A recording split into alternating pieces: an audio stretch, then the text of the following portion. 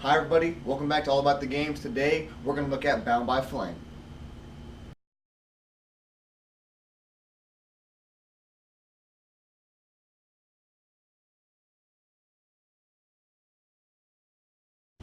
So first things first, Bound by Flame is made by a brand new studio, and this to me is really a diamond in the rough. If you look at the reviews throughout the internet, Metacritic, IGN, it got reviewed pretty harshly. And when I first started to play the game, I hated it. I thought it was like one of the worst games ever made. I was mad that I spent 30 bucks on it. However, I gave it a second chance a few months later, which is why this review is coming now, and it actually turned out to be an excellent game. It really is a diamond in the rough. So, some of the pros for it. First and foremost, the skill-based sword fighting is awesome. You have two main styles. You have a sword style like a broadsword, and you have double daggers. And that's kind of augmented with fire-based skills. And this is one of the few games that I felt like really did sword fighting well, where it was skill-based as opposed to more of a hack and slash they see in like the old Lord of the Rings games. I really absolutely loved it. Very well done. I hope more games have this kind of style where parrying and blocking become a huge part of how you fight combat, not just slashing, kind of stunning your enemies.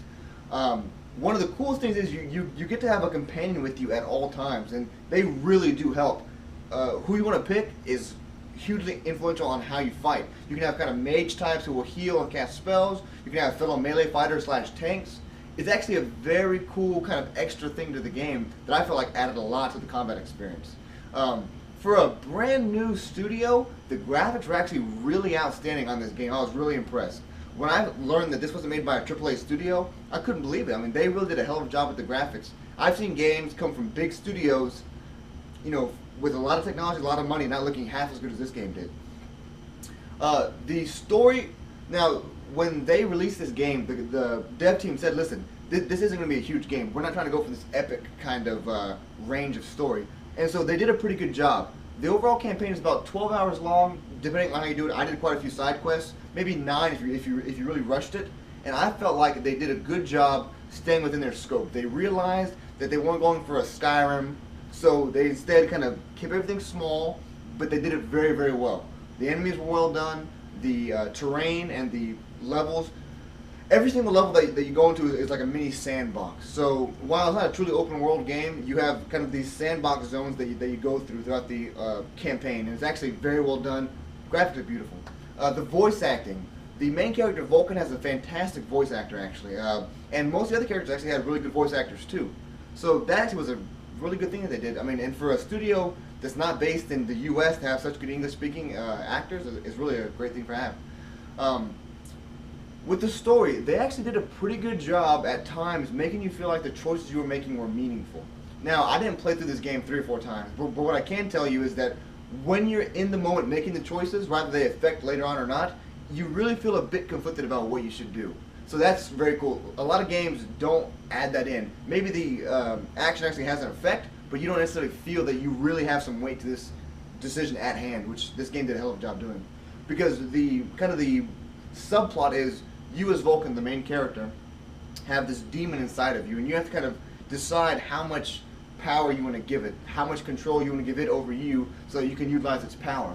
And you really do make kind of these tough decisions throughout the game which affect your playstyle. It affects how your character looks, talks, and how your combat works. So you get buffs based on how you either give him more control or don't. So it's actually really cool, and you really feel like the decisions that you're making at the moment really affect things.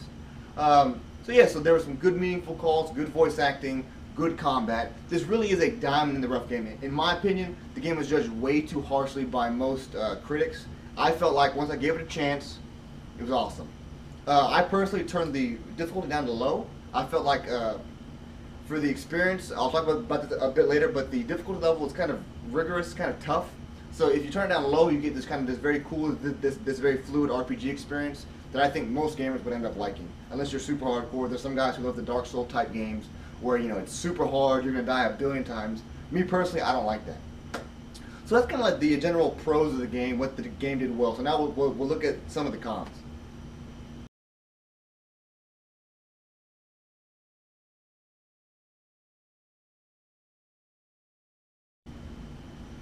So despite Bound by Flame being a very solid game, it still has some of its drawbacks. First and foremost, there's a few narrative calls that are really, really bad. The overall story is pretty decent. It's kept in a good scope. You have some pretty cool choices that you can make. However, there are a few choices that, first of all, that are taken out of your hands and that don't go well with what's happening in the story. I mean, just complete off-the-wall things, and I don't want to ruin the game for you, but when you see them, you'll know exactly what I'm talking about. So I don't know why they made some of these. They didn't add anything to the story.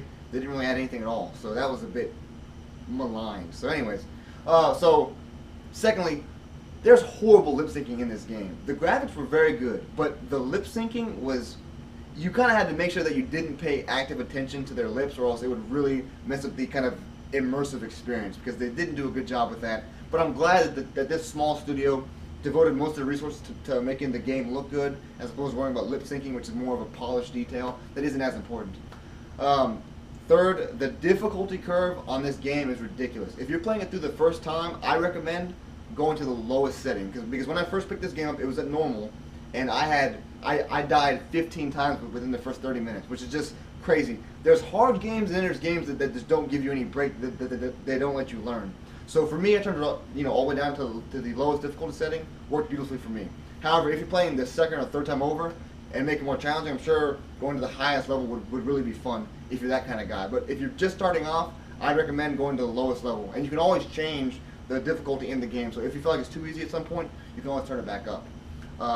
Lastly, for my system in particular, I had extremely high temps on my GPUs. Even playing games like Crysis 3, the highest I would ever get was around 80, 83 Celsius. And I was getting 90s. I'm not sure why this was. This game isn't particularly taxing, but I was getting very high thermals, and I'm not really sure why. I have a Crossfire setup personally, so it might change based on if you use an NVIDIA card or not, I don't know. But for me, I got really high thermals, which I'm not really sure why that happened. But for a game being this level of graphically intensive and giving me that kind of temperature, just didn't make any sense. So yeah, so overall, great game. I actually think if you have the money, 20, 30 bucks, it's well worth the money. Just put it on the lowest setting and really enjoy the experience of the game. Get to love the sword fighting, get to love the narrative, and I think you'll really think, hey, this game was worth every bit of 30 bucks. Maybe not 60, but 30, definitely. This isn't a Game of the Year candidate, but still a very solid game that I think you'll enjoy. So if you have the time and the money, by all means, pick it up.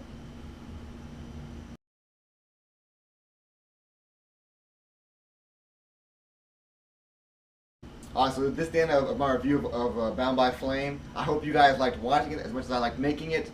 So feel free to like or subscribe to the channel. If there's anything you want me to review in the future, feel free to leave it in the comments or send me a message. See you guys later.